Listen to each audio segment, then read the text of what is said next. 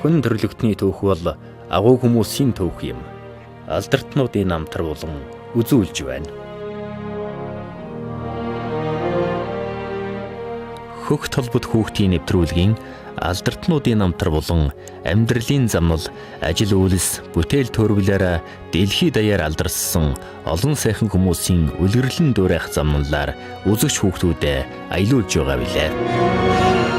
Энэ удаа бид дэлхийн их тайвны Нобелийн шагналт, Америк нэгдсэн улсын төрийн дээд шагнал эрх чөлөөний одонд, мөн энэтхэг улсын төрийн дээд шагналт, Оксфордын их сургуулийн хүндэт доктор Агнес Гонжа Бояжо буюу хүн төрлөختөнд Тереза хэмээн алдарсан нэгэн гайхамшигтай эмэгтэйг танилцуулах гэж байна.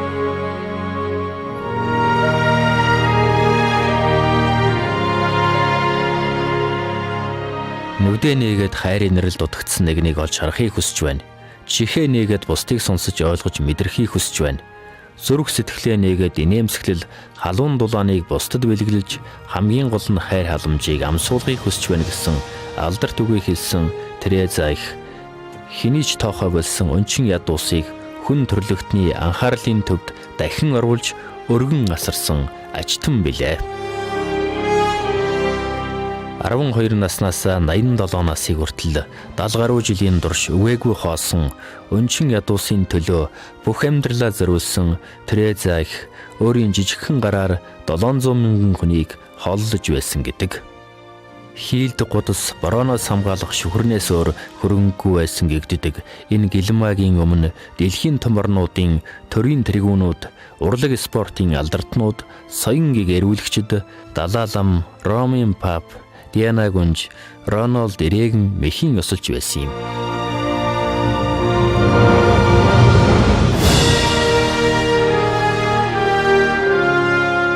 Ингээд би хүмүүст ядуусан амьдралыг харах боломж олгодог. Хүн бүр ийм амьдрал ямар байдгийг харах хэрэгтэй хэмээсэн Тереза их гэж хэн байв? Амьд ахуйзахта гигантнүүдийн тоон 109-оор багтсан ариун үлсд Тереза их 1910 оны 8 дугаар сарын 27-нд Македон улсын нийслэл Скопье хотноо Албан гаралтай Чинэлэг айлын гэр бүлд төржээ. Түүнийг багт нь Агнес Гонжа Бояжо гэдэг байсан бөгөөд эцэг нь Албанийн тусгаар тогтнолын төлөө хөдөлгөөнд оролцож байгаад учир битүүлгээр нас урсан гэдэг. Агнес айлын баг охин ба жирийн охтын адил Чинэлэг сайхан амьдрал туулж болох байсан ч бүр багаасаа бусдад туслахыг эрхэмд боддог ер усын хүсэл мөрөөдөлтөй байсан юм. Тэрээр 12 настайд сүмд сууж эрдэм номын мөрхөөсөн нүдэн дулаахан боловсралтай охин байсан гэдэг. Улмаар бусдын төлөө амьдрах нь хамгийн агуу үйлс хэмээн итгэсэн 18 настай Агнес охин Ирландын сумыг зорьсон байдаг. Тэнд байхдаа өгөөмөр нэнжин сэтгэлээрээ зартаа Францын гэлмаагийн Тереза нэрийг өөртөө авч энэтхэг явахыг хүсч эхэлсэн байна. Агнес Дублин хотноо ерөнхий боловсролын мэдлэг эзэмшээд 1931 онд 20 наснда энэтхэгийн даржаалан хийдэд багшлахаар иржээ. Тэрээр 20 гаруй жилийн турш Гигэ Мариагийн нэрмжид Октийн сургуульд газар зүй, түүхийн багш захирлаар ажиллав. Европын тансаг амьдралаа энэтхэгийн үгээгүй ядуус туслах хувь тавилангаар сольсон Тереза 1950-ад оны үед энэтхэгийн харьяат болсон байна. Тэрээр халаасанда 5 рупитэй энэтхэг эмэгтэйчүүдийн өмсдөг саалыгаас хамгийн хямдхныг мөрөндөө өглөж Калкутагийн гудамжинд хаягдсан өвдсөн зовсон хүмүүст туслахаар гарч ирсэн гэдэг. Энэ үеийн хүртэл энэтхэгт гудамжны эвгээгүй ядуу хүмүүс нохооноос дорд үзэгдэж хинч тоодгүй хаанч дансгүй байжээ. Тэрээр хамгийн эхлээд орон гэргүү тэнмэл хүүхдүүдийг цуглуулж үнгүү хичээл заав. Үүний зэрэгцээ асрагч нарынхаа хамт эмчлэгдэх найдваргүй болон гудамжинд өөхөх өдрөө хүлээн хэвтэж буй гэр оронгүй хүмүүсийг өөрийн жижигхэн асрамжийн байранд авчран сувилж тэнхрүүлдэг байв.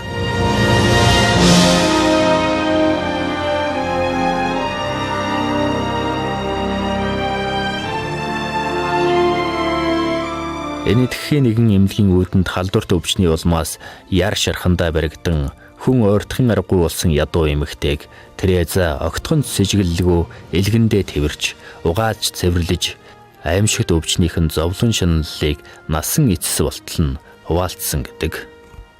Тереза эхийн хувьд ийм үйл явдал хэдэн арваараа, хэдэн зуугаараа, бүр хэдэн мянгаараа тохиолддог байв. Тереза их асрагч нарынхаа хамт гудамжинд төрж, амьдарч, үхэж буй хэдэн 10 сая хүний төлөө жижигхэн бие үл хайрлан, үүрийн 5 жингээр босч, өдөр шөнөгүй сахиж, хоолтой хоолгүй, нойртой нойргүй явж байв. Төвний энэ байдлыг харсан BBC-гийн сурвалжлагч би үүнийг сая долларын төлөөч хийхгүй гэсэн байхад Тереза их би ч гэсэн үүнийг сая долларын төлөө хийдгүү. Гагцгүй бурханд итгэдэг, түүнд хайртай да үүнийг үн төлбөргүй хийж байгаа юм хэмээн хариулсан гэдэг. Ядарч түлсэн хүн бүрийн төлөө гэсэн энэ агуу сэтгэлтэй эмэгтэйн тухай алдартай баримтат киног тэрхүү сэтгүүлч хожим хийсэн байна.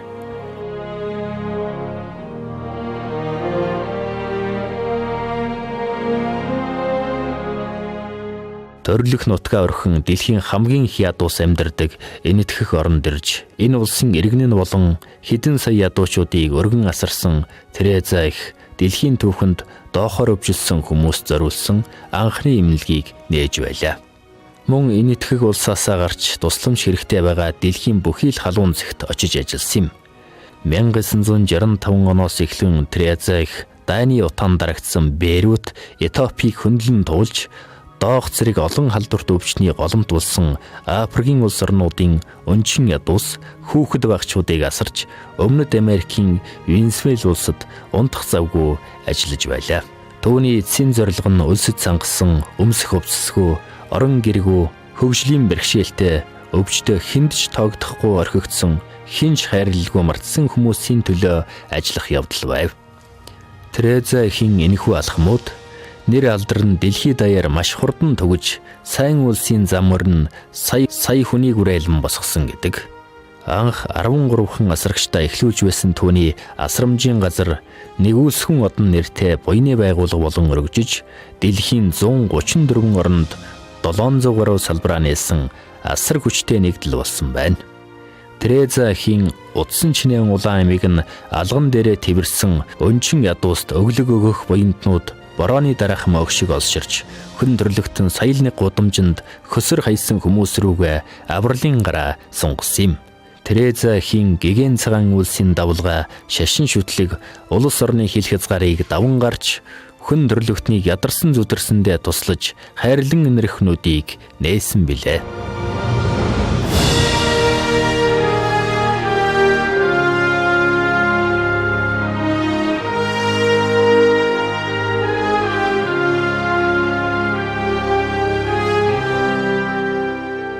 Төвний буянт үлсийг хүн төрлөختөн баатарлаг явдал хэмээн үнэлж 1973 онд Темплтоны нэрэмжит тусгай шагнал, 1979 онд дэлхийн инх тайвны Нобелийн шагналыг хүртээсэн юм.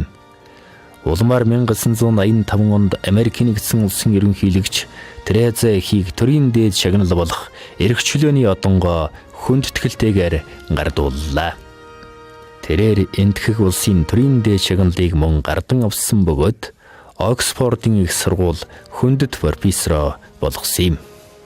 Тереза Европт нисж явахдаа онгоц буухын өмнө гинэт зорчигч нарт хандан эдлгүй үлдээсэн талах зууш ундаага энэ торонд хийчихгүй юу? Би ядуус даваачиж өгөх гэсэн юм хэмээн хинэггүй хэлж тор ямаа барин онгоцны шатаар хөнгөн алхаж буусан гэдэг. Тэрээр Нобелийн шагналаа хаа нэгтээ мартаж орхиод тэр яах вэ?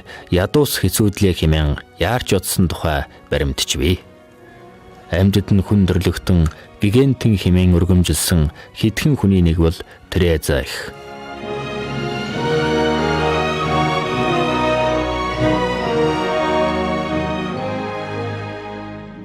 Энэ эмэгтэй 90 шахсан насандаа ч ядуусыг холлож байсан бөгөөд өндөр боловсралтай асар их ном уншдаг, гайхалтай уран зэцэн үгтэй, хошин шог яриатай, хизээж гутардгүй өөдрөг нэгэн байсан юм. Та бурхны элч гэдгээ мэддэггүй гэсэн сэтгүүлчийн асуултанд бурхан сүр жавхлангаа өчүүхэн зүйлээр дамжин харуулахыг хүссэн юм байлгүй дээ хэмээхэд сэтгүүлч. Та өчүүхэн зүйл гэж юу хэмээн дахин лавлахад тийм ээ эргэлзэхгүй байж болно гэж хэлжээ. Мөн тэрээр хэдий ядууч үр хөндлөлтийг хатуу сэргүүцэж өсвөр насндаа ээж болдог олон ядуу охидын эрх ашгийг хатуу хамгаалж байв. Их хүн үрээ хөнөөвөл хорвоо ертөнцид хөнөөж мөхөх өөр зүйл үлдэнэ гэж юу? Төрөөгүй хүүхэд гэдэг ядуу хүнээс илүү хөөрхийлэлтэй амьтан. Өсвөр насны охидоо хамгаалцгаая, буруу алхам хийлгэхгүй бай хэмээн асар хүчтэй ярьж тэмцэж байлаа.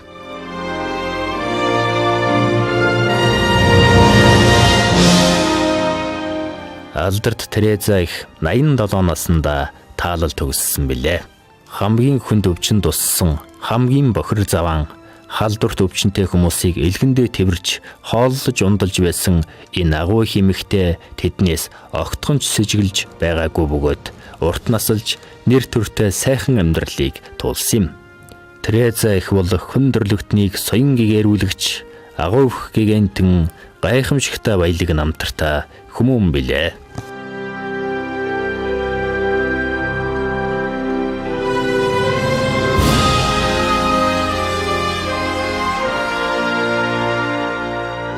Намайг хүмүүст идэх загсыг нь зүгээр өгөхийн оронд загас барих уургийг нь өгөөч гэдэг. Тэр хүмүүст би энэ хүмүүс чинь уурга барих нь бүхэл хөл дээрээч зогсож чадахгүй байна. Эхлээд би тэднийг тэнхрүүлж байж төр барьж байгаа хүмүүст нь хүлээлгэж өгнө. Харин тэд уургыг нь өгөх үүрэгтэй.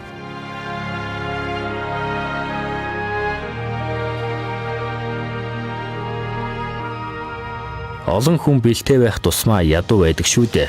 Ажаад байхад тэд их ганцаардмал бас хизээж ханаж цаддаггүй ямар нэг зүйлээр дутаж явдаг.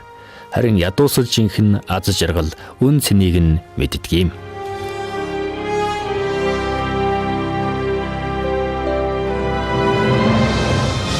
Намайг хятадд очиход нэг албаны хүн коммунист хүнийг та юу гэж боддгвэ гэхэд нь би бурхны хүү гэлээ. Маргааш нь хятадын хэвлэлүүд Тереза их коммунистуудыг бурхны хүү гэв хэмээн бичцгээсэн. Маш олон жилийн дараа ингэж хятадын хэвлэл мэдээлэл бурхан гэдэг үгийг бичгэд би юутаач харьцуулшгүй сайхан мэдрэмжийг амсч билээ.